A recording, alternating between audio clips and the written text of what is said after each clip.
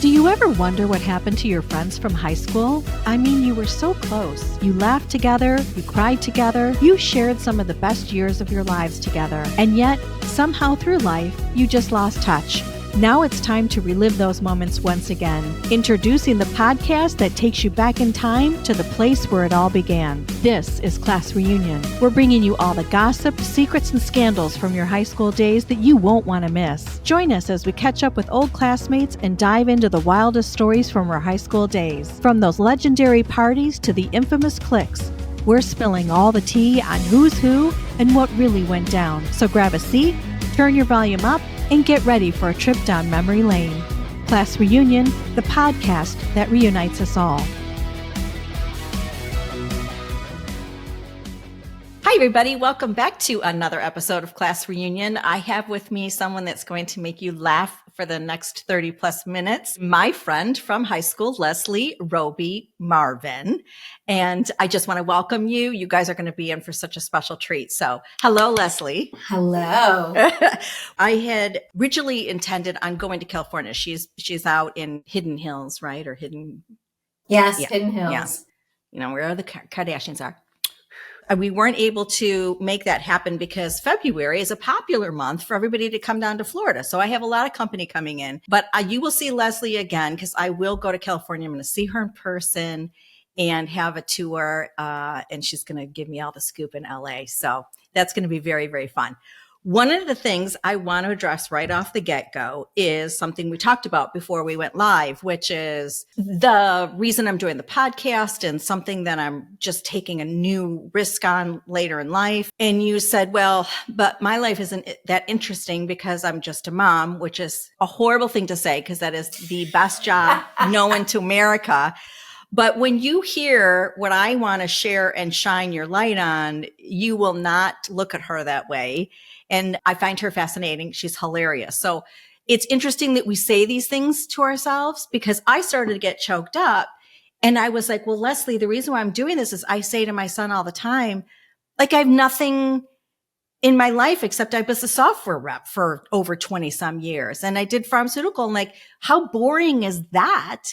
And I just was, on the trauma train for so long in the fight or flight mode, doing what everyone else wanted me to do, that I'm doing this to kind of reinvent myself. And you share this philosophy of your friend who's writing a book. You don't just say, I'm going to try, you do it. And I love that analogy because you need to say the same thing about yourself. I have done all these things. And my name is Lesley, right? So we're going to get into it. Sorry for that long introduction, but we have to hype each other up because that's part of this whole thing of You're absolutely right. We're reflecting in our 50s and we have done a lot of living. And wait a minute, I'm in my 30s. Are you sure that? Well, you do look super good. Lesley is someone that you can be on the phone with, at least for me. And 2 hours goes by and you just don't even have enough. And you haven't even scratched the surface. So let's start with how you got to LA, because that whole thing that you did and took a risk on was such a cool story that I didn't even know about. And I'd love for you to kind of talk about how you got to LA and then what you did with the comedy and everything. Well, okay. So I came to Los Angeles. My mother moved here a few weeks before me. Okay. And this was her dream. But my dream was to perform. I graduated in 85 and I came here in like September. And then I ended up going to community college. And then I went to university. I did some stand up. Yes.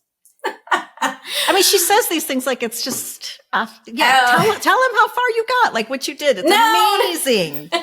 I did some stand up and then I did, the Groundlings are out here, which is an improv group. And I worked with them and we would see the show, like you would move your way up through the classes and you'd see the shows. And there was, Will Ferrell and then, Mike Myers was there and Jennifer Coolidge. And it was like every night, but they weren't, God. Yeah, they were very cool. But, it was a group, that I would watch. I'd watch backstage or I'd watch, and you'd get tickets, student tickets in the audience. And they were great. And then one of my teachers, this is kind of funny. Her name was Maggie Baird. And I hadn't thought of her in years. And I was listening to a podcast recently with Will Ferrell, and he's talking about Maggie Baird. And I was like, Maggie, I loved her. So I go to look her up, and it says, related people, who else you could look up. And it said Billie Eilish. And I was like, how does she know who Billie Eilish is? She's her mother. And I'm like, oh, so that's what Maggie Baird is doing these days. I mean, and you mentioned these names like they're not famous. They are uber, and you were competing with them to some degree, right? Didn't you go in a competition all the way to? I went to the end, to the writing, and then they dropped me. But okay, but you got Lisa there. Kudrow got dropped the same time. I would be telling that story to anyone. I think that's so cool. Well, and then I met my husband, and we got married, and then in 4 years I had 4 sons. Yeah. and you had you have twins. I have twins at the end. I think I was 35 when I had them. Mm-hmm. And every year after like 35, you start dropping more eggs in preparation for menopause. And I'm a woman and I didn't even know that. Okay. Yeah. So everything starts dropping at 35. Everything's dropping. But I have a doctor for that. Anyway. Sorry. Okay. The career didn't happen, but I raised 4 awesome kids and I love them all. Did you take classes on was that part of the whole thing, how to craft and write a set and work your way up from like 10 minutes to 30 minutes and all of that? And yeah, I did. Okay. I'm fascinated by it. I mean, I'm hilarious at dinner parties, but I think it's the hardest thing to do, to like just remember and have 30 minutes of laughter. I don't know if I could do it. Well, and you don't always. Yeah. You go up there and, I was doing some of my Jewish sticks with the getting locks in your teeth and what, I don't know. Oh, right. It doesn't matter. And then, and one time I remember I said something about that I dated a rabbi's son, and he went, oi, oi, oy vey. And I was like, that was not an oy vey. That was oi. So, but that doesn't always translate. Right. To the audience that you're with, because, there's a lot of people who are like, what the hell? I don't even know what that means. Right. So, and imagine now, I mean, I think it's even harder for comics in this light too, because you can get canceled in no time, Oh yeah. But yeah, I mean, this was in the days before, before the internet, before you could tape everybody with your cell phone. And yeah, I think that's very cool.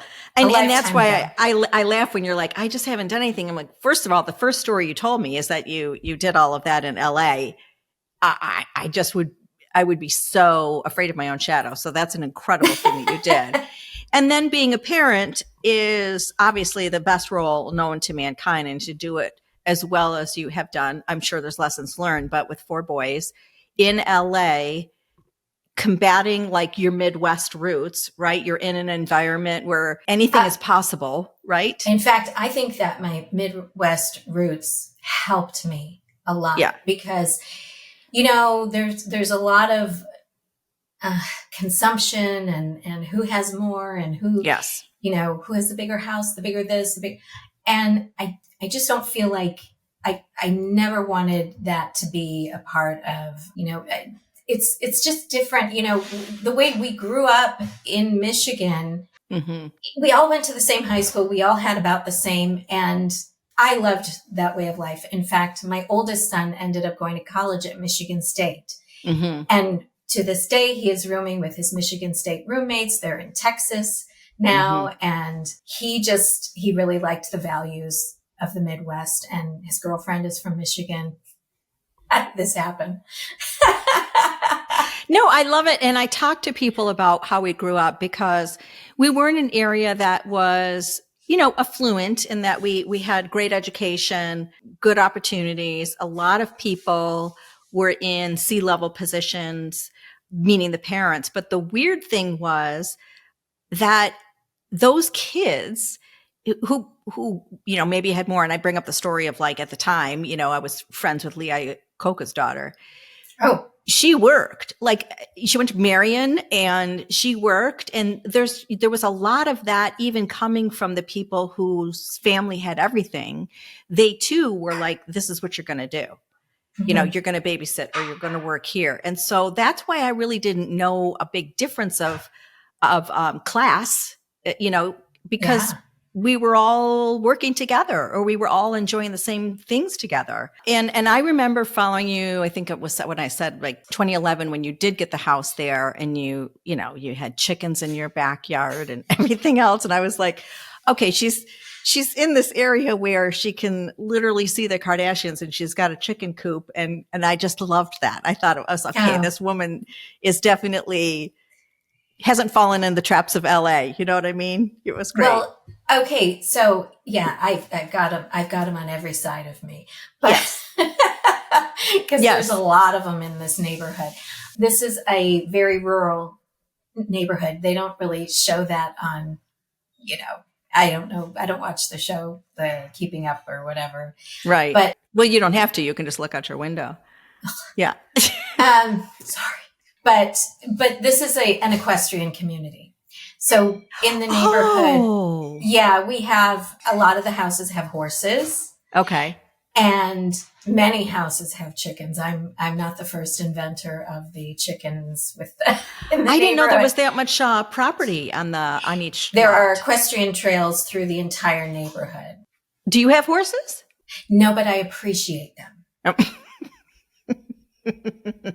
And there's somebody that has a cow, and there's somebody, she recently died. She had an alpaca, and we have critters here. Somebody has a turkey, and that was Scott Foley. Scott Foley used to live here, and he had a big old pet turkey and pigs. My friend has a pig named Prosciutto. I mean, the names that you have dropped since we've been communicating, and the pictures that you've sent. I mean, can we talk about the basketball? That was great. That only was because it was a good one. Only because I said to you something about Drake's video, and you're like, "What video?" I was like, "Oh God!" Oh, I don't know. I still don't know. You haven't seen it? Yeah, it was quite impressive. I should have looked that up. I forgot about that. Yeah. I think they took it down at this point. I'm not sure, but there was nothing censored about it. But I was talking to you about Drake's footage, literally. And you mentioned that your son was out playing basketball on the driveway. He's on his friend's driveway, which is across the street from Drake. Mind you, Drake owns 3 of the houses in the cul-de-sac. Because one's for guests, one's for whatever. He just wanted privacy. But the big one was the big to do. And that's where he was. And so he walks up to my son, Andrew, and a group of like 6 kids playing basketball on the driveway across the street. And he's like, "You guys like basketball?" And they're like, I mean, and he's like, "I got a great court over at my house." And they were like, "Yeah, I'm sure you do." And he's like, "You guys want to come?" And they all went across the street, and then they asked to take all of their phones, but Andrew somehow was able to keep his. They said, "You cannot take a picture until the end." And so, and he allowed the one picture, which, everybody got. So, and you got. I have that. I have Matthew Stafford. I have, I'm sure she could go through her phone and send me everything. So the kids played basketball with him, and my son was wearing his MSU t-shirt. I loved that. That was so cool. Yeah. But these things are just normal for you because of where you are. It's still pretty cool. Yeah, it's very cool. I mean, and you have a lot of musical talent around you, and that's just incredible. So when you talk about musical talent, you also you shared with me your art collection. And what made me think of it is you saying, like, I was, just home being a mom. You seem to be like this great supporter of the community around you. So you've also had art shows at your home with certain artists. And that is so commendable. And it's a beautiful thing because you're bringing people together. And you're also showcasing someone's talent to further their art sales that wouldn't happen otherwise. That's a very cool thing that you did, Lesley. I think that's very, I appreciate that. I think that's wonderful to have done in your own home. Yeah. Oh, well, it's really my pleasure because I want people to be successful. And, Yes. That's kind of part of being a mom, but once I started to collect one artist's art and then we became friends, then I was able to meet others, some really famous ones. And I said, hey, I can take down all of the art in my house and we put up theirs and I had a sale and they all made a nice amount of money. Yes. I mean, that is such a very, very cool thing. So kudos to that. Something that I followed for a while and then realized how incredibly thoughtful and cool your husband is he has a prop studio, which I want you to talk about. But during, the strike, that whole business is on hold, right? Or limited to some degree. And he never stopped paying his employees and received an award for that. And I just think that's incredible. And it just goes to show that you're two peas in a pod because you're very giving. And I just wanted to commend him for that. So talk about the prop studio, because that's where I'm going to visit Lesley and get a tour. And it's going to be incredibly cool. And she's had everybody from our school already there. I mentioned people and she's like, oh yeah, that's right. They came to see it. It's like, yeah, I'm going to be the only one that hasn't seen it yet, but no, but I'm looking forward to that most definitely. But how that came about and grew. And, again, applause to your husband. My father-in-law, his name was Lenny, and this was sort of his dream. He was a piano man. And he used to play pianos and tune pianos. And he toured with Mae West and he was her backup player. And he toured with big bands in Chicago. But all the while, he had been collecting antiques. He came to California and he wanted to start a prop house. He married my mother-in-law.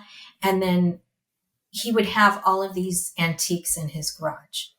So he made a pamphlet of what he's got. And he would often be called on it for the movie studios to advise on old games, gambling games that they don't play anymore. So one of the movies he did was The Stint, but he did a lot of them.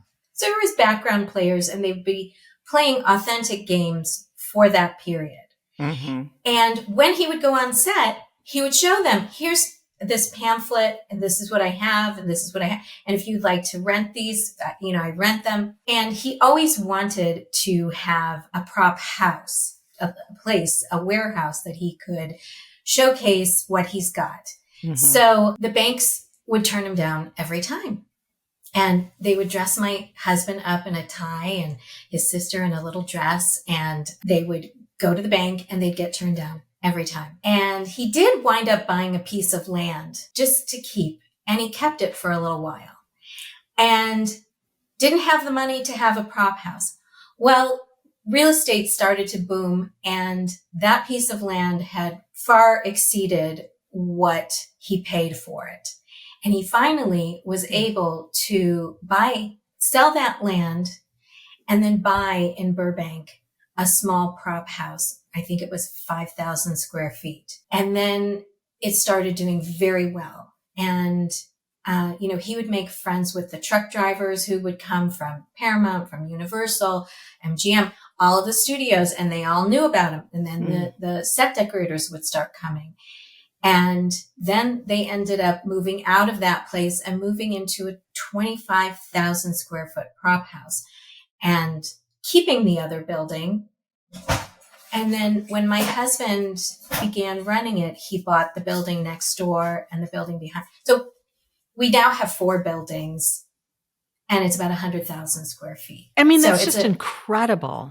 It's done in vignettes where you'll walk into this area and it's a dry cleaner, and you'll walk into this area and it's the Bed Bath and Beyond, and you go into this area and it's a department store.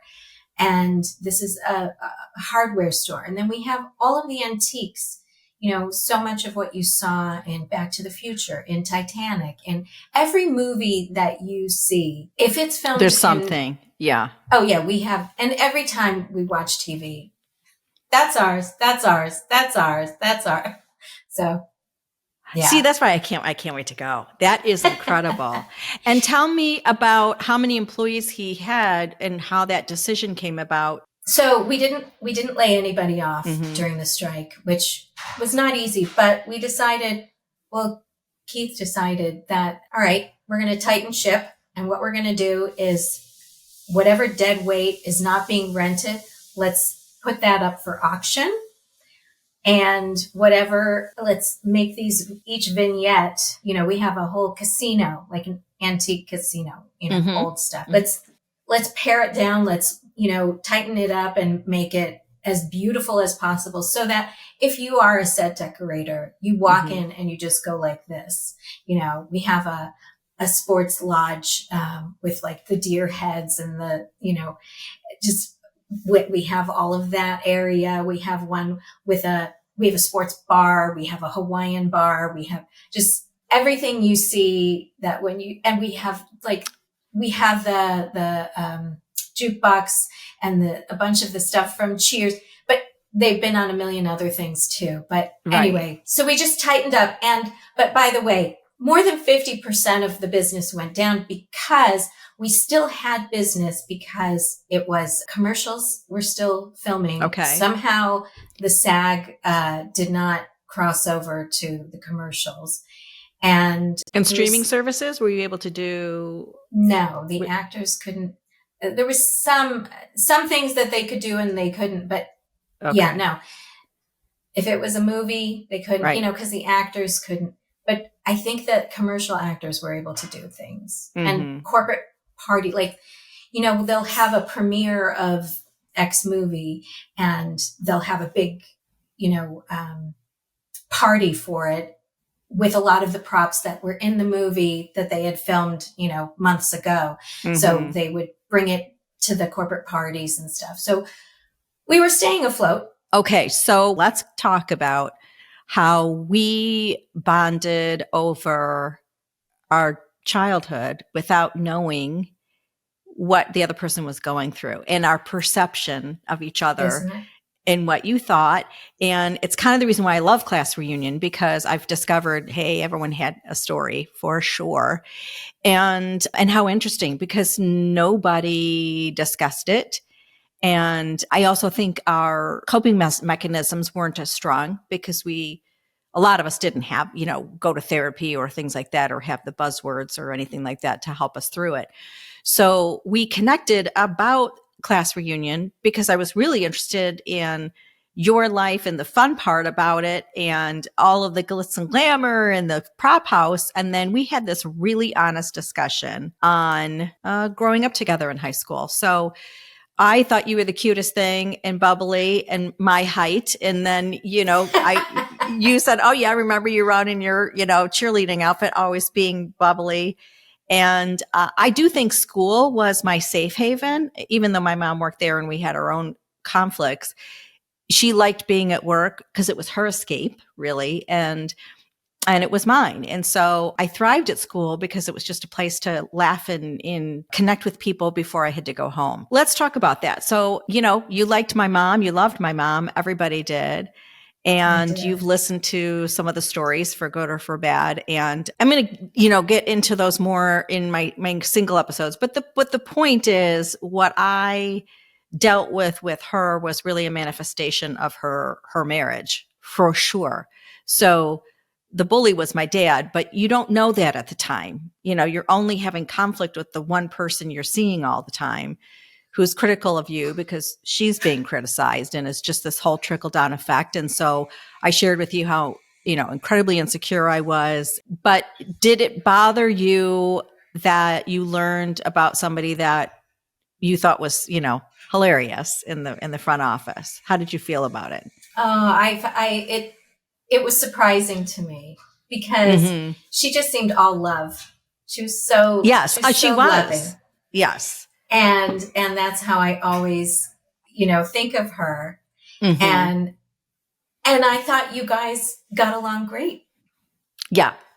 Yeah. Right. Because if she was my mom, I thought, oh my God, I would be besties with her. Yes. Yes. And all of that is very, very true. I think the negativity that I received was just, based upon her own. You talked about school as well, which was theater and your parents' divorce and how much taking that away meant to you. So do you want to walk through? I've mentioned you, I think, on the podcast many times because ironically, you're just part of my memory bank at Telltale Mall. And on the corner was this, kind of like this pie shaped storefront. It was great because it was just right on the corner of everything. And it was Roby shoes. And everybody got a pair of Roby shoes at one point or another. Or you had to work there. Yeah. Or you had to work there. And so same sort of thing. I'm looking at this like, yeah, she gets to pick out whatever shoes she wants. This is the coolest place ever. And behind your storefront is some more drama. So you want to walk through what you went through right in the midst of high school and classes that are getting tough in how to find your way through your education when you're dealing with all of that.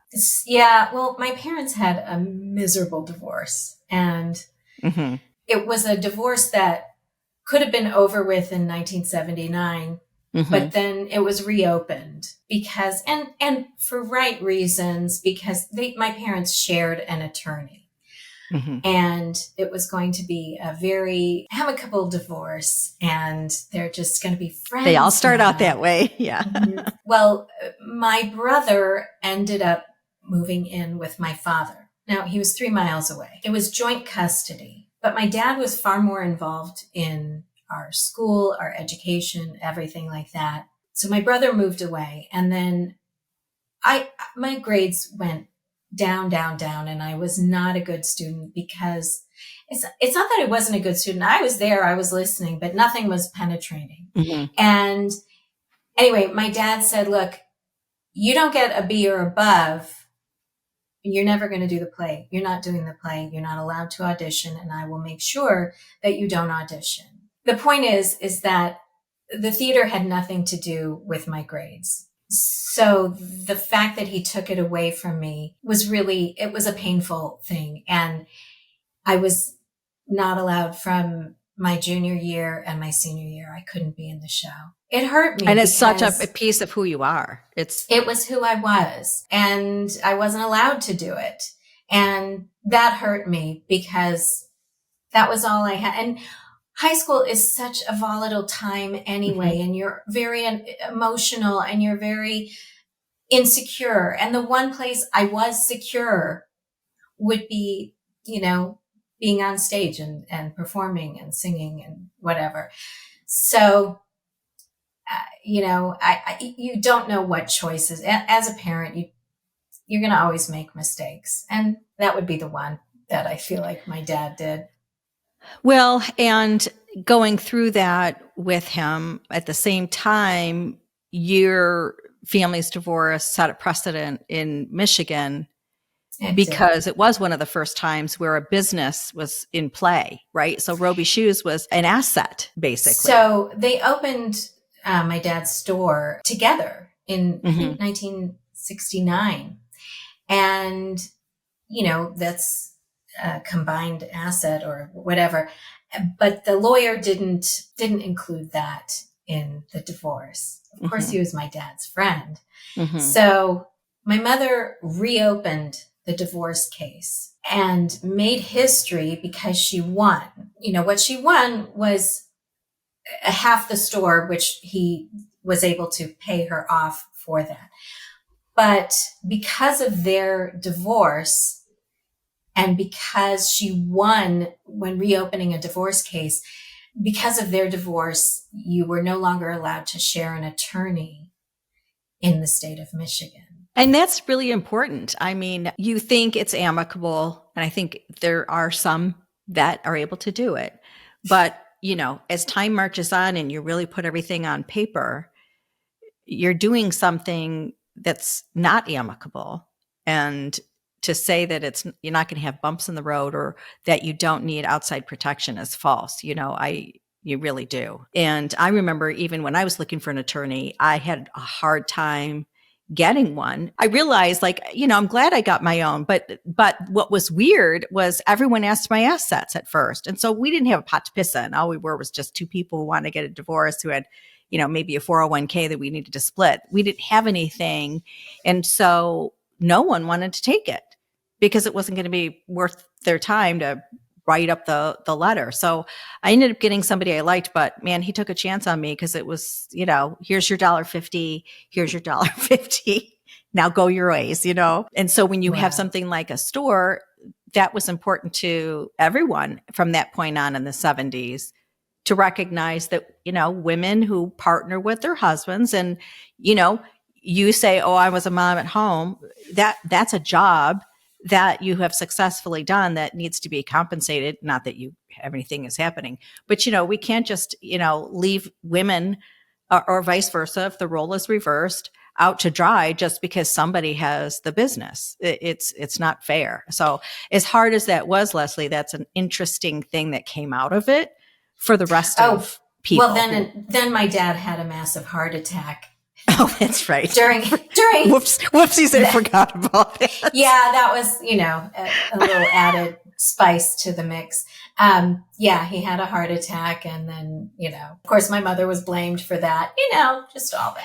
How did you heal having a relationship with both of them later in life? Because let's face it, that was a brutal thing to happen in your years in high school. I lived with my mom. We moved to California together. Mm-hmm. And then, and I was going to school, and I hate saying this because it's demeaning, and I don't mean to be demeaning, but my mom and my relationship was not the greatest because, I think she had some problems with gambling. Mm-hmm. And I always kind of felt like our roles were reversed. Mm-hmm. And she didn't like me saying that. And like I would get her into Gambling Anonymous, and I would, there was just a lot of things that I kind of felt like, okay, I've got to step up and take care of her. I had to get her health insurance. I was making $15,000 a year, and I had to pitch in, and she was a high risk because she smoked and she had, type 2 diabetes and the high cholesterol. So it was my brother and I sort of stepping in and taking care of things behind the scenes for her. But, I stayed close to both of my parents, and, I took care of her in her days of need, and she ended up having Alzheimer's, and that's a hard thing to watch. Yeah. And she passed in 2019. It's hard. And did you have any resolution with her during that time, or did you let things go? I spoke to a rabbi, and he said, because we were getting towards the end, and he said, you need to tell her you forgive her. You need to tell her that everything you're going to speak about her is going to be positive, and my memories of you will always be good ones. In my mother's altered state, she was very not conscious. And I said to her, Mom, anything that happened between us, we are good. And I want you to know, I hope that you are good with everything that I have been to you. Everything is forgiven, and we're only going to talk about you in the best light. And if you need to go, you can go. And I hadn't in years heard from her a normal sentence because she was always confused, and she, asleep, said, okay. And I know she heard me. I know she heard. That's beautiful. I commend you because I did not do that. Like, it's a beautiful thing. It was advice. I didn't come up with it myself. I will share. I will say, when my mom got really sick, I was pretty stoic in the beginning because you want you want to learn about the disease, right? Hers was leukemia. Alzheimer's. You want to gather as much information as you can. I was in that mode of trying to gather information. And then one day, it was like a month later, and I knew it was terminal. I knew we didn't have much time. I came into the house and I just cried, like hysterically. And she said, I was wondering when you were going to have this affect you. Cause I was just, okay, all business, went to the doctor's appointments, I hadn't shed a tear, and I was losing my mom, and I cried like a little girl. But I remember looking back at her, and I didn't do the statement that you did, because I think we had already come to agreement on all that. But I did say, there's not one word left unspoken between us. That was beautiful, in that I know she was leaving without that. Where I envy your ability to do it with your mom in that way, I did not do with my dad. Oh. And I felt like my care for him was my forgiveness, but I don't know that I ever forgave him. So I probably need to see a rabbi. But this Catholic girl needs to change course. But man, I was mad. I'm still angry. Okay.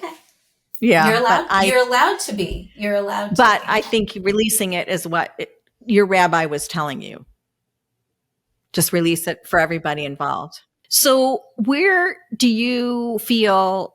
So we talked about you being a mom and everything else. And now that you've had these boys in a healthy place in life, what's in store for you? I do this show in my neighborhood. We have a theater in the neighborhood. Of course you do. And we do shows, and there's some people who probably wanted to be actors, and then some people who are super successful people who just like to make things fun.